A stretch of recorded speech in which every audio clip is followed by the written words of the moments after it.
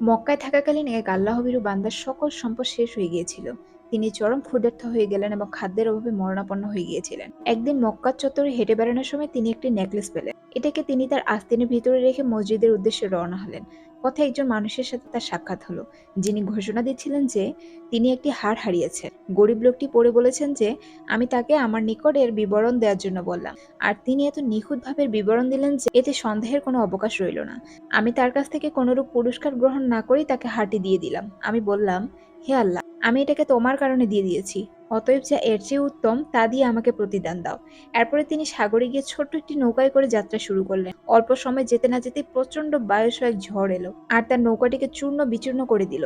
নৌকাটি ভেঙে টুকরো টুকরো হয়ে গেল আর লোকটি একটি কাঠের টুকরো ধরে ঝুলে থাকতে বাধ্য হলেন। প্রচন্ড ঝঞ্ঝা বায়ু তাকে ডানে বামে নিয়ে গেল। অবশেষে তিনি ভাসতে ভাসতে একটি দ্বীপের তীরে গেলেন। সেখানে মানুষে ভরপুর একটি মসজিদ পেলেন। লোকেরা সেখানে সালাত পড়ছিল, তাই তিনিও তাদের সাথে সালাতে যোগ দিলেন। তিনি অংশবিশেষ লিখিত কিছু কাগজ পেলেন ও সেগুলো পড়তে শুরু করলেন।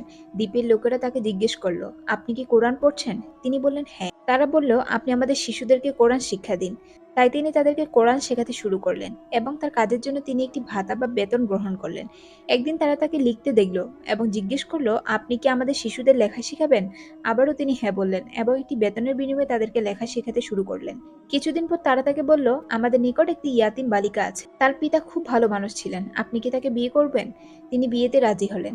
তিনি পরে বর্ণনা করেছেন, আমি তাকে বিয়ে করে যখন বাসরাতে তার দিকে তাকালাম তখন আমি দেখতে পেলাম যে সে হুবহু সেই একটি হার পরে আছে।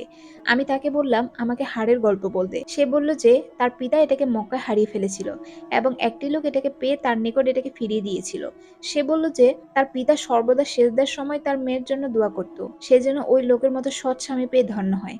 আমি তখন তাকে জানালাম যে আমি সে লোক ছিলাম। তিনি আল্লাহর জন্য কোনো কিছু ত্যাগ করেছেন, তাই আল্লাহ তাকে এমন জিনিস দিয়ে প্রতিদান দিলেন যা ছিল আরো ভালো। নিশ্চয়ই আল্লাহ উত্তম ও পবিত্র এবং তিনি উত্তম ও পবিত্র জিনিস ছাড়া অন্য কিছু গ্রহণ বা কবুল করেন না।